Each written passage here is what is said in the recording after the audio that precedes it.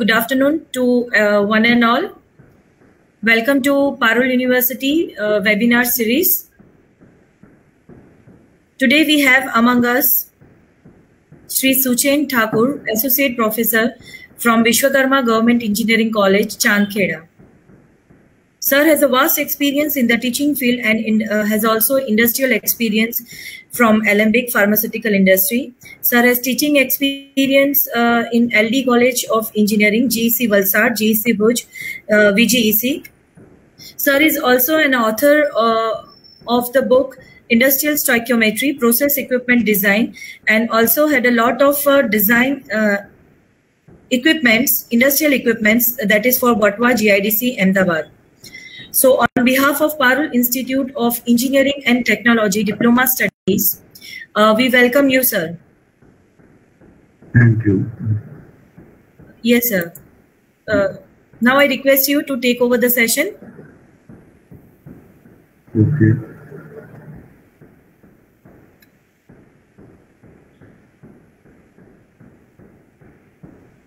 Good afternoon to everybody.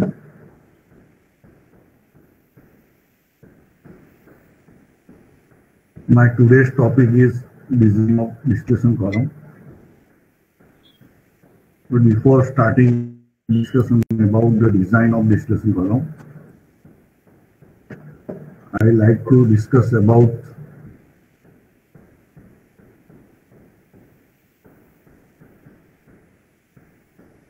how to start the operation of distillation column. Of course, the operation of distillation column also depends on whether it is a continuous multi-stage distillation column or batch multi-stage distillation column. As a diploma student, majority of you will be absorbed in a large-scale industry, either as an operator or as a production engineer. So, based on that, this is a very important point to understand how to start continuous multi-stage counter current distillation. Means how to start the operation of multi-stage continuous counter current distillation. In case of majority of the distillation column, feed to distillation column is in a liquid phase. So I consider that feed is in a liquid phase. So first step is we have to start the feed supply pump, transfer the liquid feed to distillation column. But once we get a certain liquid level at the base of the column, once we get the certain liquid level at the base of the column, that is also called normal liquid level at the base of the column, we have to stop the feed supply pump. And then after, column is operated under total reflux condition. In a total reflux condition, distillate, top product or bottom product are not taken out and feed is not supplied. Means under total reflux condition, F is equal to D is equal to W is equal to 0. How we start the operation of distillation column under total reflux condition? Once we get the certain liquid level at the base of the column, normal liquid level, then after we have to start the supply of heating medium to reboiler. At the same time, we have to start the supply of cooling medium to overhead condenser. So liquid will completely vaporize in a reboiler, and that vapor will be recycled back to the base of the column, and vapor which is coming out is totally condensed in a condenser, and entire condensate is recycled back to the top of the column. Distillate or residue or top product or bottom product are not taken out, means this valve is kept closed. Here also valve is provided, but it is not shown in the flow sheet. So both valve, this valve and here there is a one more valve supposed to be. So both valves should be kept closed. Feed is also not supplied. So entire liquid which is coming out from the bottom is completely vaporized and sent back. Entire vapor which is coming out from the top is condensed and recycled back to the top. This is called the operation of the column under total reflux condition. You have to continue the operation of distillation column under total reflux condition until you get the steady state temperature profile across the column. Let us consider one actual example. Suppose a feed to distillation column contains 50% benzene and 50% toluene.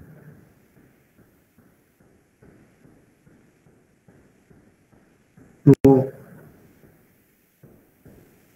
first time, now boiling temperature of pure is 80 degrees centigrade and boiling temperature of pure is 110 degrees centigrade. So when we start to operate the column under total reflux condition, first time when vapor coming out from the top, temperature of that vapor can be around 95 degrees centigrade. Because initially liquid feed will boil at the base, and that vapor of the liquid feed that will come out from the top. So its temperature can be around 95. And at the same time, the bottommost temperature may be around 98 to 100. So initial topmost temperature may be 95, bottommost temperature may be 100. And when we continue the operation under total reflux condition, the topmost temperature that will decrease with the time, and bottommost temperature that will increase with the time. And at steady state, if it is a well-designed distillation column, then at steady state, the topmost temperature will be very close to 80 degrees centigrade, because boiling temperature of pure benzene, boiling temperature of 99.9% benzene is about 80 degrees centigrade. Steady state temperature at the top will be 80 degrees centigrade, but steady state bottommost temperature, purity of the bottom product required may be 99.9% toluene, but bottommost temperature will not be 110. Otherwise, boiling temperature of pure toluene is 110, but boiling here steady state bottommost temperature will be slightly higher than 110. It may be say 114. Why? Because at steady state, operating pressure at the top will be 1 atmosphere, but operating pressure at the base will be 1 atmosphere plus pressure drop in a distillation column. So bottommost pressure may be 1.1 or 1.2 atmosphere, for example. So depending on the height of the column and depending on the number of trays of distillation column. So bottommost temperature of toluene, bottommost temperature can be around 115, slightly higher than its normal boiling temperature, that is 110. So once we get, but steady state, once we get the steady state, then topmost temperature and bottommost temperature both will not change with time. So once we get the steady state temperature profile, then after we start the withdrawal of the product. At the same time, we start the supply of the feed. So, but then after also, initially say for example, design feed flow rate is say 5000 kg per hour. So initially we may start with the 1000 kg per hour supply of the feed. And according to that, we start the withdrawal rate of distillate and residue. Then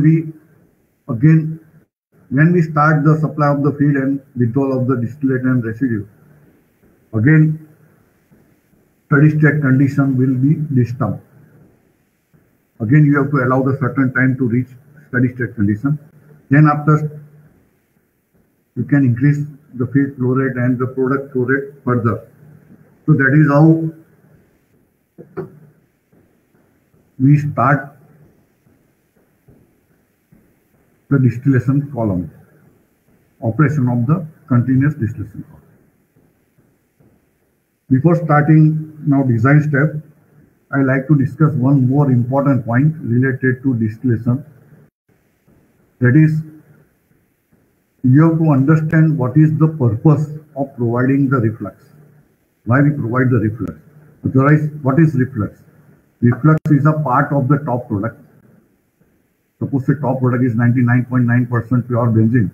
Then reflux is also at steady state. The reflux is also 99.9% pure benzene. So reflux is a part of the top product or part of the distillate, which is recycled back to the top of the column. The question is, what is the purpose of providing the reflux?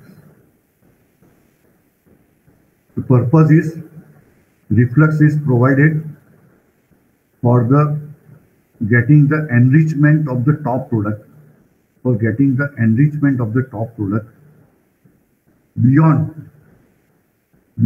the equilibrium limit,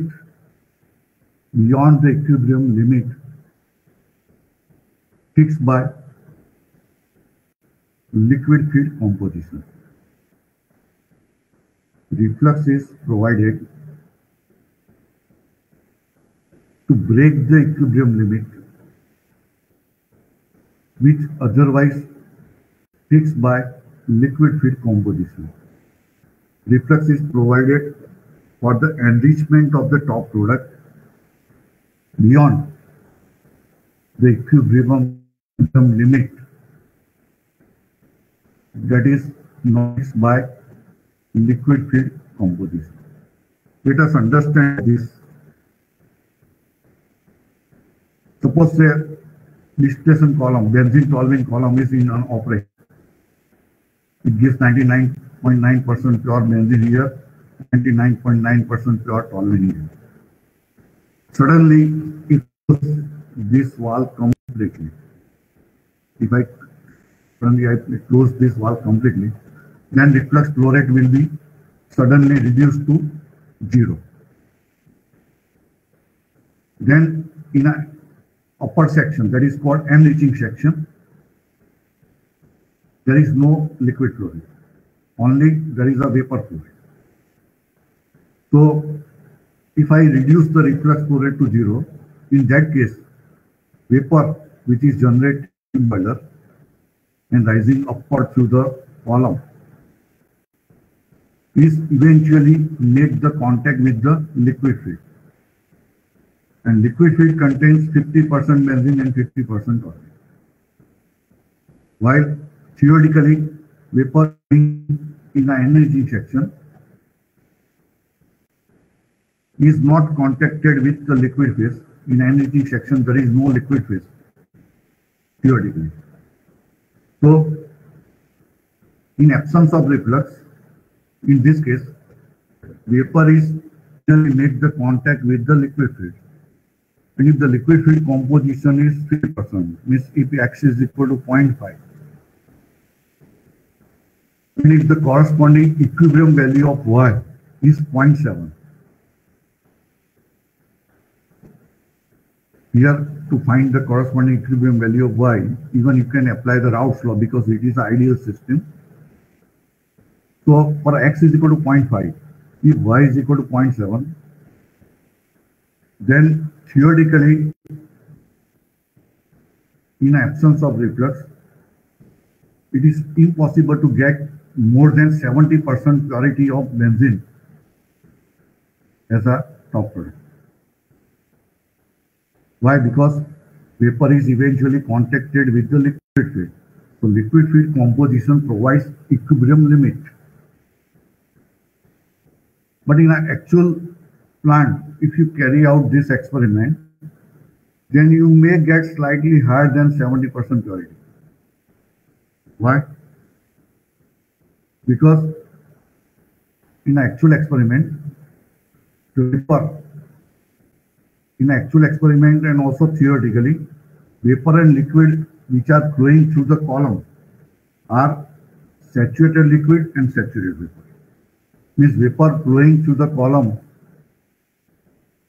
is at its temperature and liquid flowing through the column is at boiling temperature. So in actual experiment, if you reduce the reflux flow rate to 0, then vapor which is flowing in enriching section is just at its dew point temperature or at its condensation temperature. So small amount of vapor will be condensed. Why? Because of the heat loss. Definitely we will provide the insulation like glass wool or mineral wool around this distillation column. But even in presence of insulation, there will be some heat loss. The heat loss may be around 2 to 3%.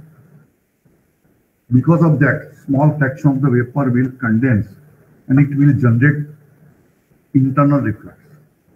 So because of that, in actual experiment, you may get slightly higher purity, higher than 70% purity.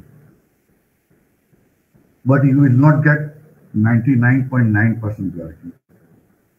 For that, reflux is required. So reflux is provided for the enrichment of the top product beyond the equilibrium limit, which is fixed by liquid feed composition. So now I start the design steps.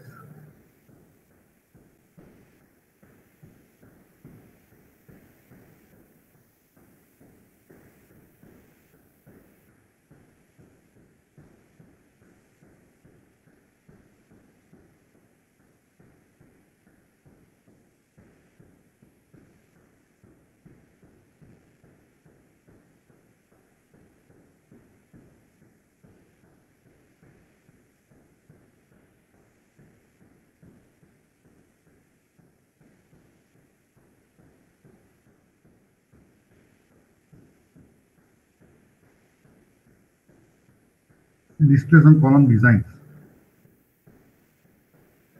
Process. Here I will discuss only about the process design because of the time constraint. Thus, design of distillation column include both process design as well as mechanical design. The first step of the design is, if the given feed mixture is a binary mixture, like the benzene toluene mixture, then select more volatile and less volatile component. For example, in case of benzene toluene mixture, benzene is more volatile and toluene is less volatile because boiling temperature of benzene is 80, that is less than the boiling temperature of toluene, that is 110. So if feed mixture is a binary mixture, then it is also called binary distillation.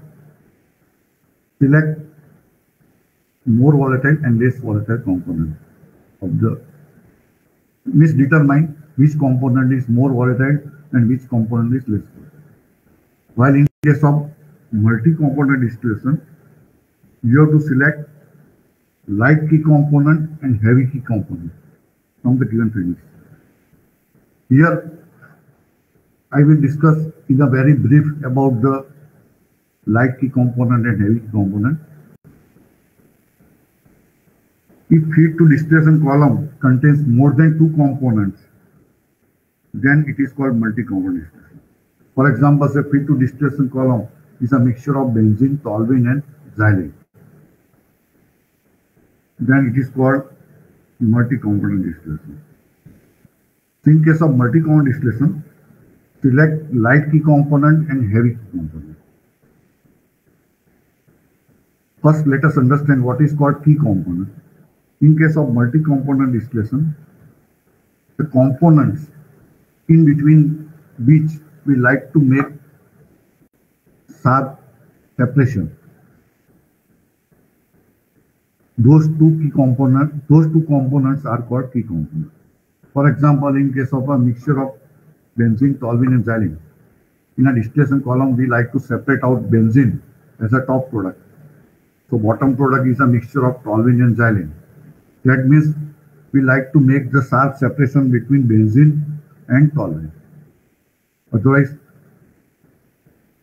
among these three components, the boiling temperature of benzene is lowest, while the boiling temperature of xylene is highest.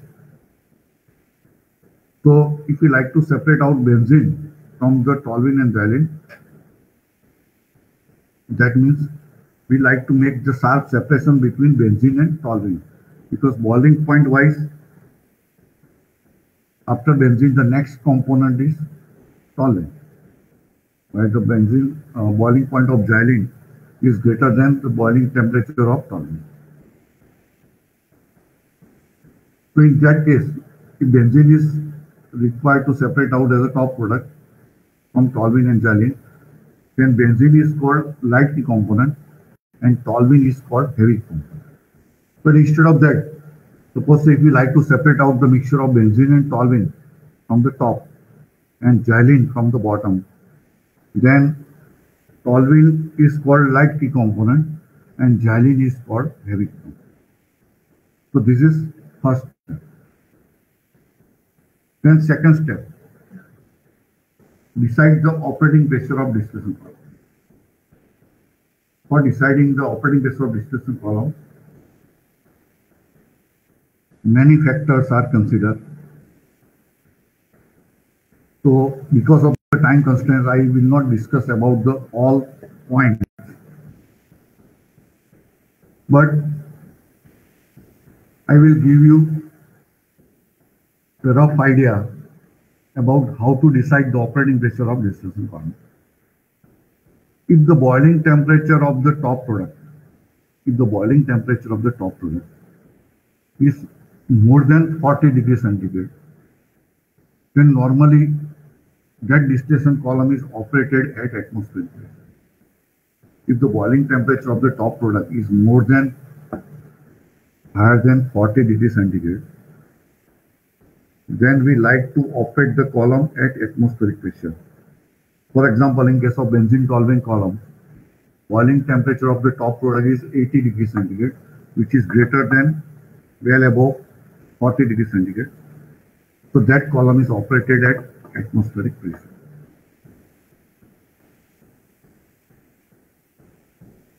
And if we operate the column at atmospheric pressure, then cost of the distillation is coming minimum. If we operate it at a higher pressure or under vacuum, then cost of the distillation required increases.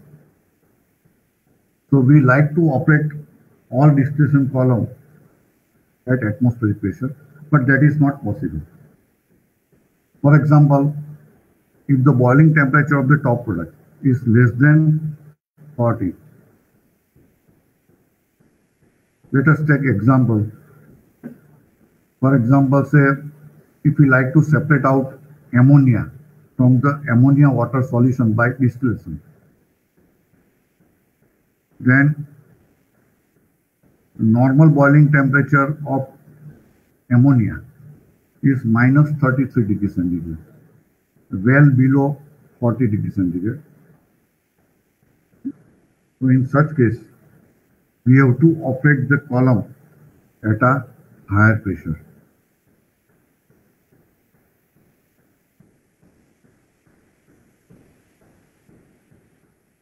Another example, say in a chloromethane plant, in a first, there are 4 products. From the reactor, we get the 4 products, mixture of 4 products, that is methyl chloride, methylene dichloride, chloroform, and carbon tetrachloride. In a first distillation column, we like to separate out methyl chloride as a top product. But normal boiling temperature, means boiling temperature at atmospheric pressure of methyl chloride is minus 24 degrees centigrade. So it is not economical to operate this distillation column at atmosphere. In the same case, if we like to operate the distillation column at atmospheric pressure, then for the condensation of methyl chloride, we have to use brine. So it requires the use of brine plant, and supply temperature of brine to the condenser of this distillation column can be around the minus 30 degrees centigrade, because condensation temperature of methyl chloride at atmospheric pressure is minus 24. So brine temperature can be around minus 30 degrees centigrade. So in that case, fixed cost as well as the operating cost required for brine plant is very high. Not only that, that distillation column must be covered by the cold insulating material like polyurethane foam or perlite. So that is not the economical option. The economical option is operate this column at a higher pressure such that condensation temperature of methyl chloride in a condenser is greater than or equal to 40 degrees centigrade. For a pure component or nearly pure component, boiling temperature is equal to condensation temperature. So when we increase the operating pressure, say from 1 atmosphere to 5 atmosphere, for example, then condensation temperature of methyl chloride increases from minus 24 to say 10 degrees centigrade. Actually, in this distillation column, condensation temperature of methyl chloride in a condenser is fixed around 40 degrees centigrade. At 40 degrees centigrade, vapor pressure of methyl chloride is 9 atmosphere. Your component condense at a temperature at which the vapor pressure is equal to operating pressure. Your component boils at a temperature at which vapor pressure is equal to operating pressure. So at 9 atmospheric pressure, condensation temperature of methyl chloride is 40 degrees centigrade. So operating pressure at the top of the column is kept 9 atmosphere. In case of ammonia water separation, again condensation temperature of ammonia in a condenser is fixed at 40 degrees centigrade. At 40 degrees centigrade, vapor pressure of ammonia is 15.5 atmosphere. So operating pressure at the top of the column is fixed 15. But why we like to fix 40 degrees greater than equal to 40 degrees centigrade temperature? Because we like to use cooling water as a cooling medium in a overhead condenser. For India, cooling water is the cheapest cooling medium available. So for the economical design of distillation column, we have to try to select cooling water as a cooling medium in a wet condenser. For example, in our last example that I told you, if we keep the atmospheric pressure, then brine plant, use of brine plant is required, and fixed cost and operating cost of brine plant is quite higher. So it increases the cost of distillation per kg of product considerably. So for economical design, we like to use cooling water as a cooling medium in a wet condenser. In Indian condition, design temperature of cooling water from cooling tower is in the range of 32 to 35. So design temperature of cooling water from cooling tower is 32 to 35. Means actually temperature of cooling water from cooling is changing with time. It is changing daily. They measure the temperature of cooling water from cooling tower, and you will find different. So design temperature of cooling water from cooling tower means what is the maximum possible temperature of cooling water from cooling tower in entire year. In an entire year, what is the maximum possible outlet temperature of cooling water from cooling tower? That is called design temperature of cooling water from cooling tower. In condition, this design temperature of cooling water from cooling tower is in the range of 32 to 35 degrees centigrade. And minimum drying force required for heat transfer in a saline tube heat exchanger is 3 to 5 degrees centigrade. So as an overhead condenser, in most of the case, we like to select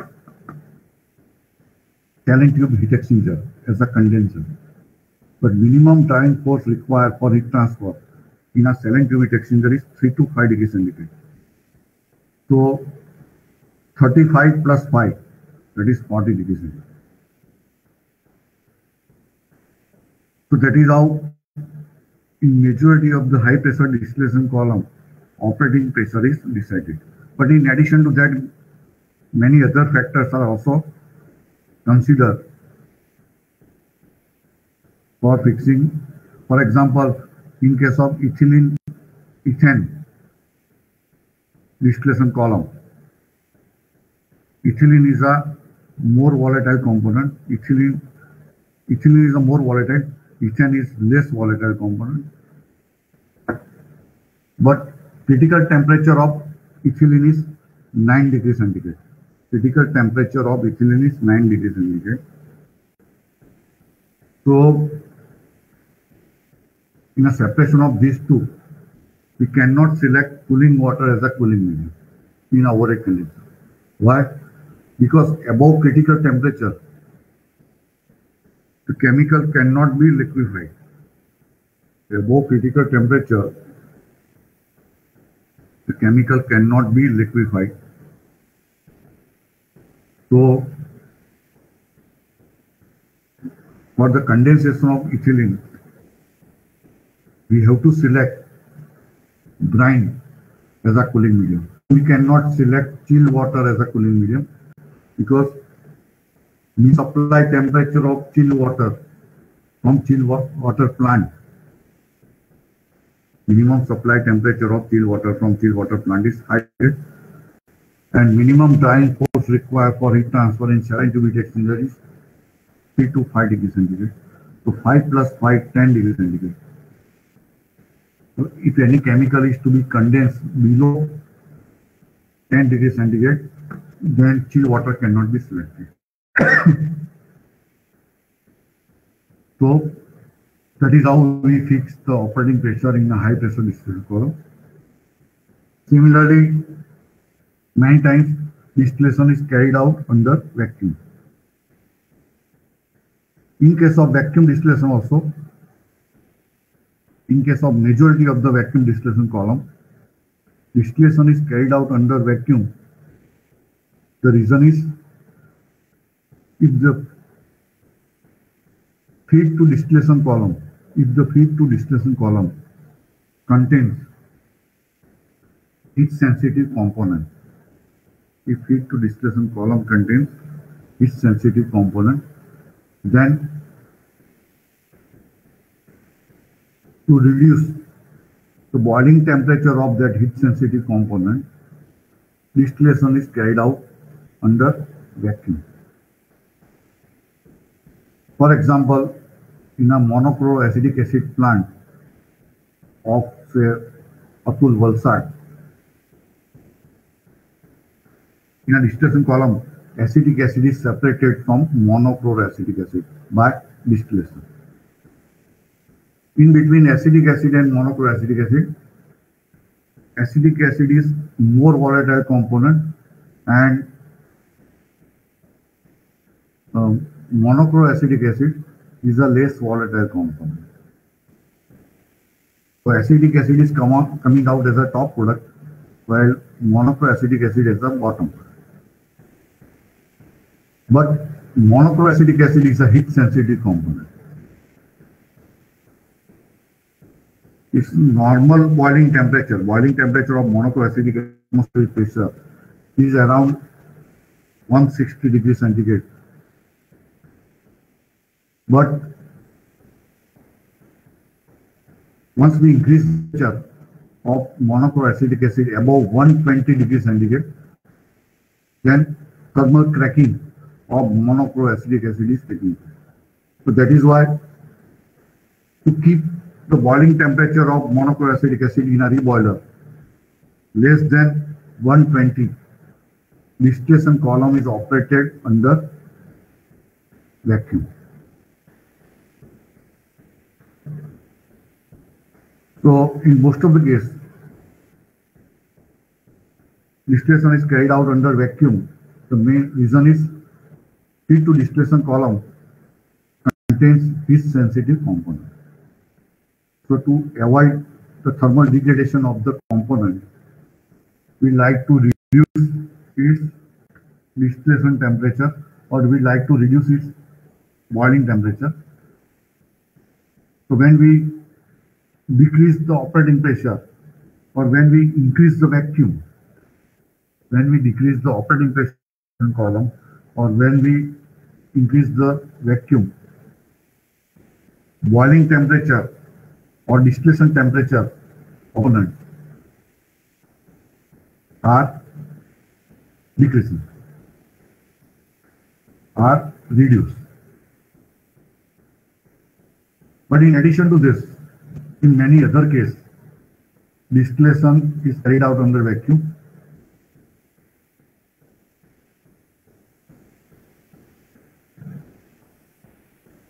For example, in a nitric acid plant of concentrated nitric acid plant of GNFC, nearly pure nitric acid is separated from its azeotropic mixture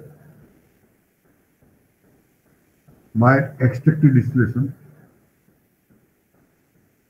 This distillation column is operated under vacuum for safety purpose. Otherwise, if we operate that column at atmospheric pressure, then there is no thermal degradation of the product. But it is operated under vacuum for a safety purpose. Sometimes to avoid the undesirable side reaction, distillation column is operated under vacuum. For example, in a styrene plant, ethyl benzene is separated from the styrene by distillation. That column is operated under vacuum. If we operate it at atmospheric pressure, then polymerization of ethyl benzene and polymerization of styrene are taking place. So to avoid that, distillation column is operated under vacuum. So this is about the second step. Let us switch over to third step. Now we have the operating pressure of distillation column. That operating pressure finds the vapor liquid equilibrium data. Now how to find the vapor liquid equilibrium data? If I discuss about the same in a very brief, actually there are three methods for finding the vapor liquid equilibrium data. The first method is find the vapor equilibrium data by conducting experiment. If the operating pressure of distillation column is atmospheric pressure or operating pressure of distillation column is vacuum, then by using special apparatus that is called modified Othmer still, by using modified Othmer still, one can find vapor liquid equilibrium. So this is the best method. So if it is possible, then find the real data actual experiment. Because in the other two methods, if the feed mixture is having some other impurity, so feed is a mixture of ethanol and water. Let us take it. It is told that feed is a binary mixture of ethanol and water. But actual feed mixture in actual plant, that feed mixture may not be only the mixture of ethanol and water. It may be contaminated by the impurities of acetaldehyde or impurities of high molecular weight hydrocarbon. And if we consider the same feed mixture as a binary mixture of ethanol and water, and based on that if we find the vapor liquid equilibrium data, and then in actual that distillation column will fail in desired product, or it will not give you the product with desired purity. So in most of the actual feed mixture to distillation column, so the case actual feed mixture to distillation column is contaminated by the impurities. This impurity may affect on its vapor liquid equilibrium behavior. So that you cannot find by other two methods. That you can find only by if you conduct the experiment. So best method for finding the vapor liquid data is based on actual experiment. And if the real data required at atmospheric pressure or under vacuum, then that experiment is very easy. You have to use modified Othmer still. And of course, for the analysis, you have to use analytical instrument like gas chromatograph or any other analytical instrument. If it is not possible, particularly if the real data required at higher pressure, then also we can find real data by X. But apparatus which is used to find the real data at a higher pressure is costlier. Cost of that apparatus is very high. So if it is not possible to find the real data by conducting the experiment, then we can select the second method for finding the real data. You can find the real data from the literature.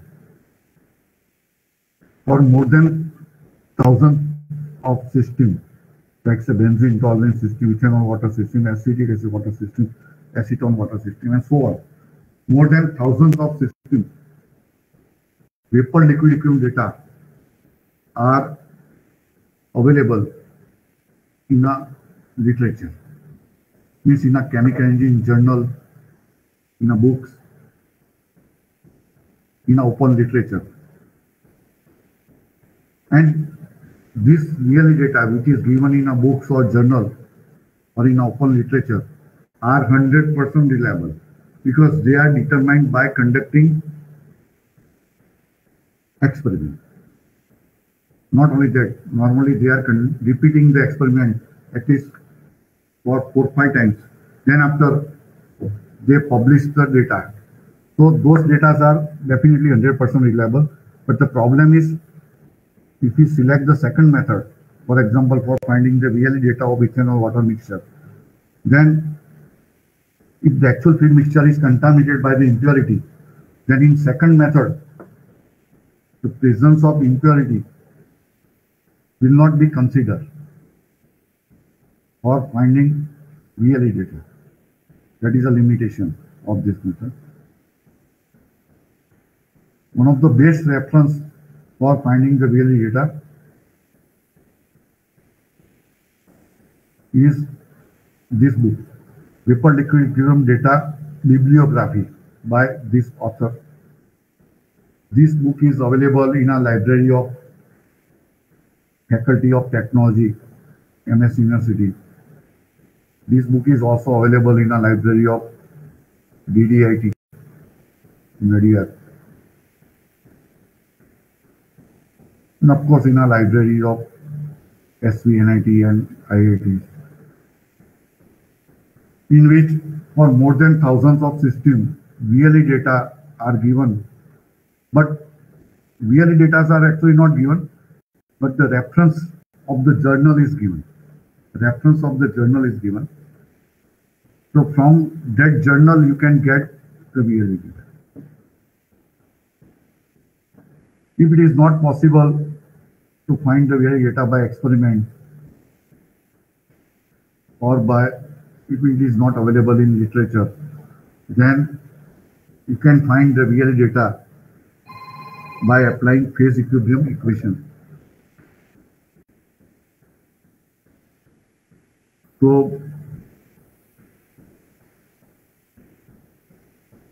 हाँ मैं 15 minute के बाद phone करता हूँ, मेरा lecture चल रहा है. हाँ,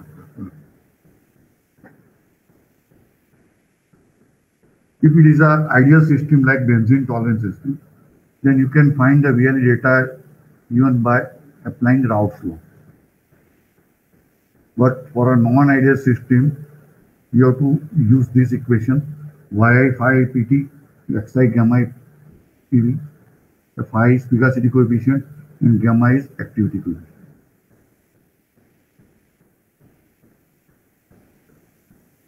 So this is the third step. Fourth step is if it is a binary distillation, then fix the product composition, fix the value of XD and XW, and complete the material balance. For solving or completing the material balance, you have to use these two equations. F is equal to D plus W, FZF is equal to DXD plus WXD. By solving these two equations, you can find out the distillate flow rate and residue flow rate. Because feed flow rate and its composition are always given by applying these two equations. But before applying these two equations, first you have to fix the value of XD and XW.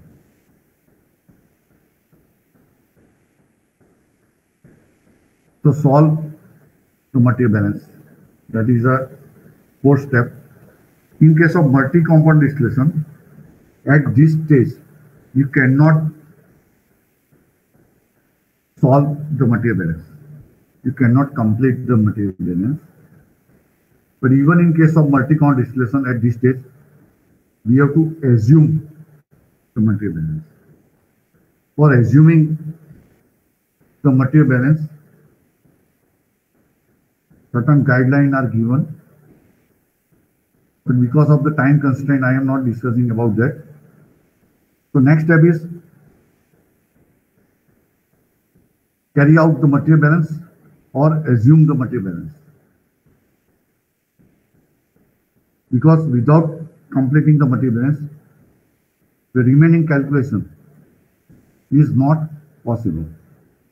The next calculation is after completing the material balance or after assuming the material balance. Next calculation is determination of minimum reflux ratio. Now, what is minimum reflux ratio? Minimum reflux ratio is the maximum reflux ratio which is required. Minimum reflux ratio is the maximum reflux ratio for which infinite number of stages are required for the desired separation. Or minimum reflux ratio is the maximum reflux ratio for which desired separation is impossible. For which desired separation is impossible.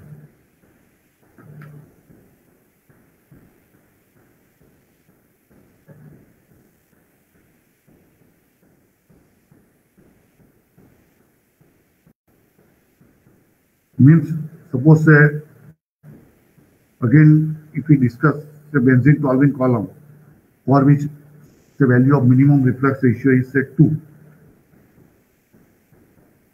Now, in a top product, purity of the top product required is 99.9% pure benzene. Purity of toluene required is again 99.9% pure toluene. And minimum reflux ratio is 2. So if you keep the reflux ratio exactly equal to 2, means you will get benzene and toluene as a top product and bottom product, but purity of the products will be less. You may get 99.8% pure benzene as a top, when actual reflux ratio is equal to minimum reflux ratio. You may get 99.8% pure benzene and 99.9% pure toluene at bottom. But you cannot get 99.9% pure benzene if you keep the reflux ratio equal to minimum reflux ratio. Even if you double the height of the column or triple the height of the column, then also that is not possible to get. You cannot get the desired purity. That is the meaning of minimum reflux ratio. To find the value of Rm, if it is a binary distillation,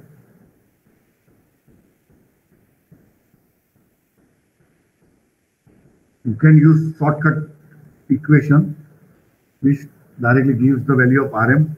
In those equations, you have to substitute the value of average relative volatility alpha and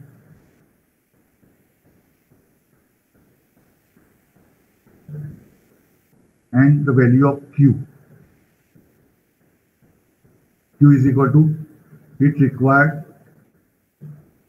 to vaporize the 1 mole of feed from its condition to saturated vapor divided by molar latent heat of vaporization. Means Q is equal to Hg minus Hf upon Hg minus Hf. Quickly, if I remind you how to find the Rm, but best way for binary distillation is possible, then find the Rm by applying Nakabe-Thiele method. If possible, then find the Rm by applying Nakabe-Thiele method. In that, first you have to draw the vapor liquid equilibrium curve and you have to draw the 45 diagonal line. Then mark XD, X is equal to YST, X is equal to Y is equal to ZF, and X is equal to Y is equal to XW on 45 diagonal line. Then draw the Q line.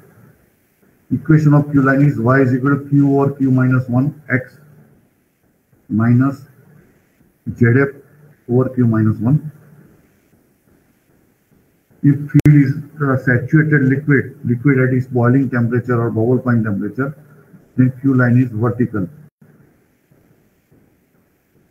Here, feed is a subcooled liquid which is at a temperature less than its boiling temperature. So we get this type of the Q line. So draw the Q line, and Q line starts from the point x is equal to y is equal to z, having the slope q over q minus 1. Then draw the end reaching section operating line corresponding to minimum reflux ratio. End reaching section operating line starts from the x is equal to y is equal to xd from this point. Then it is allowed to pass through the point of intersection of Q line and equilibrium curve. And as I intercept, we get xd upon Rm plus 1. So Rm is minimum reflux ratio. But if it is a non-ideal curve, like say ethanol water,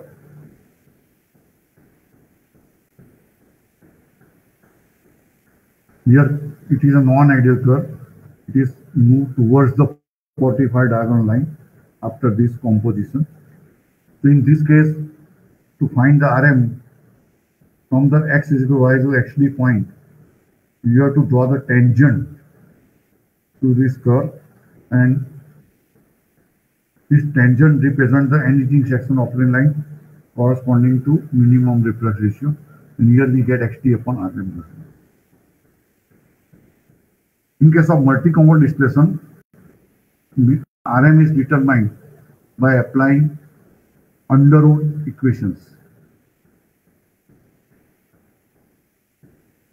After finding the Rm, the next step is now for a various value of R, just like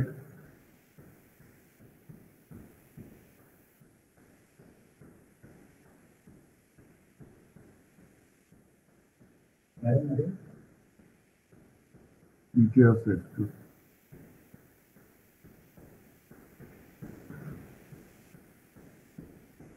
We show you the table.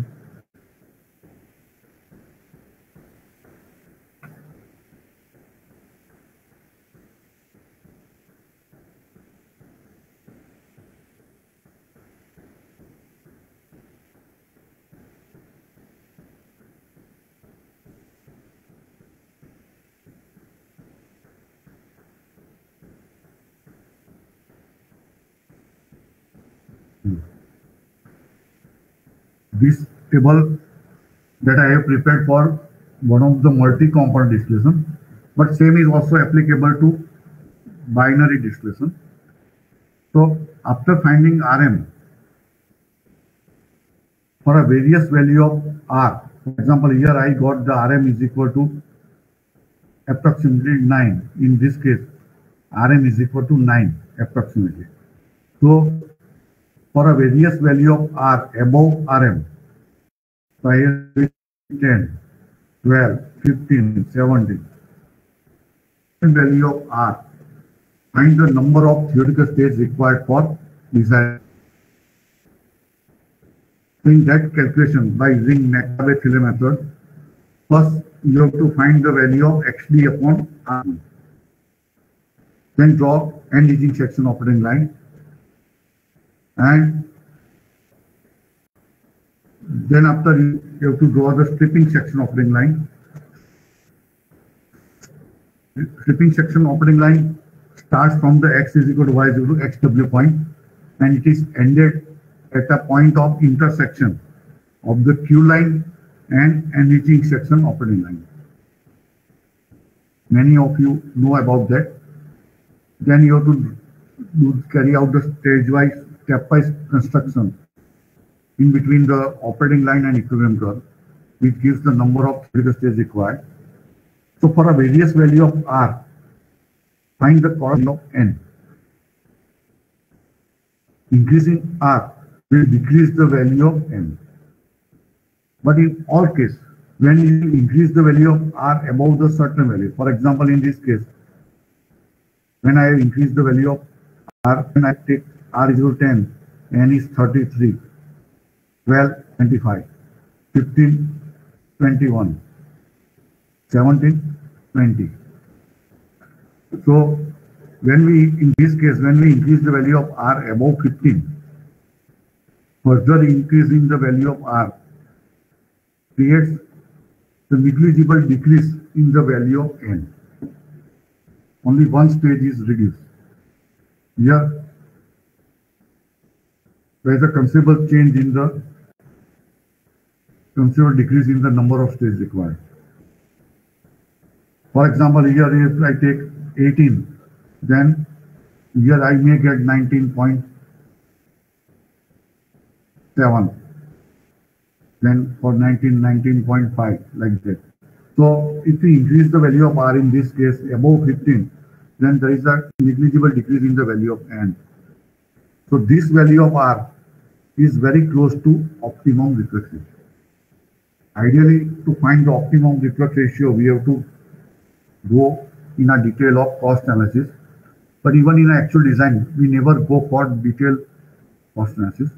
We find the optimum reflex ratio by this approximate method. We prepare the table and we find the value of R, above which if we further increase the value of R, it creates the negligible decrease in the value of N.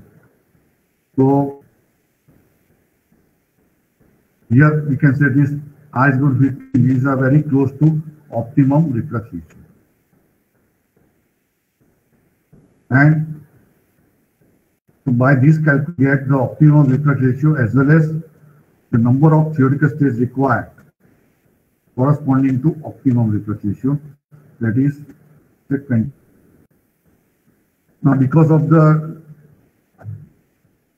time constraint, directly I like to discuss the most important point. Suppose the number of theoretical here is coming 22. And if I select tray tower, sieve tray tower, then actual number of sieve tray required in a sieve tray tower in this case will be greater than equal to 44. Number of theoretical stages required are coming 22, but actual number of trays required in a tray tower is greater than equal to 44. Why? In our design calculation, we are finding the tray efficiency by applying the various methods, but none of the method is reliable. So it is suggested that based on the calculation, if the value of tray efficiency is value of overall tray efficiency is coming higher than 0.5, then take tray efficiency equal to 0.5. For example, if you are getting the tray efficiency by calculation 0.7, then consider tray efficiency equal to 0.5. But by calculation, if you get the tray efficiency 0.4, then consider tray efficiency equal to 0.4. But if you get the tray efficiency more than 0.5, then consider tray efficiency equal to 0.5. So that is why actual number of trays in this case will be greater than equal to 44. Instead of tray tower, particularly if this column is to be operated under vacuum, then we prefer packed tower. With a vacuum distillation column, normally we prefer packed tower. So if we select the packed tower, then height of the packing required is approximately 22 into 0.5, 11 meter.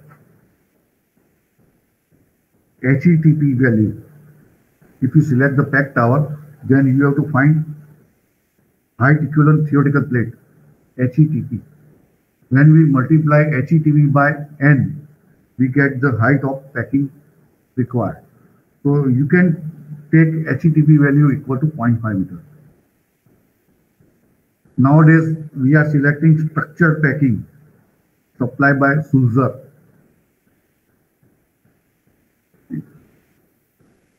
The office of that company is also situated at Vadodara.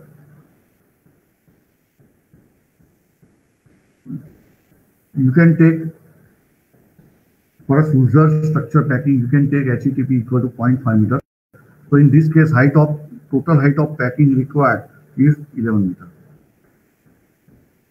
Because of the limitation of the time, here I have to stop. Otherwise, the next step is, after finding the value of n, next step is we have to select the suitable type of tower, pack tower or tray tower. Then suitable type of the tray, if it is a tray tower, suitable type of packing if it is a pack tower. And then next step is we have to find the tower diameter and pressure drop. And then after, we have to find the tray efficiency or HETP. But about this, I already told you,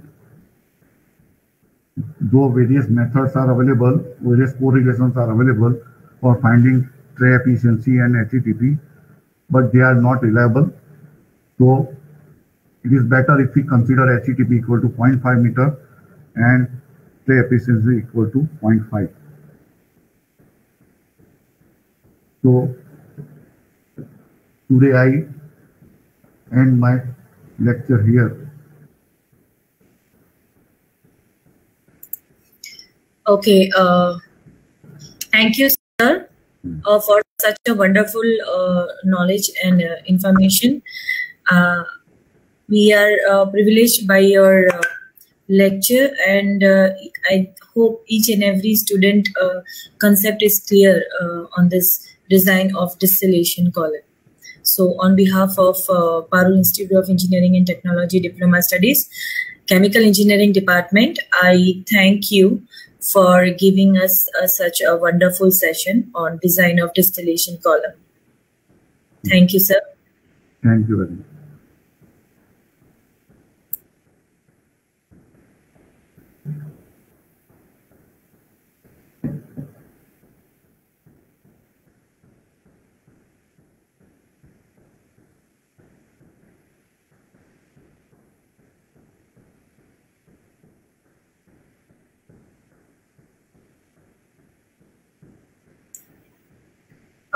Brijesh, sir.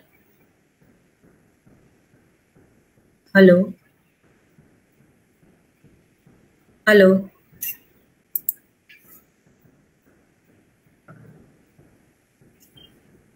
Engineering and Technology Diploma Studies, Chemical Engineering Department, I thank you for giving us such a wonderful session on design of distillation column. Thank you, sir. Okay, bye.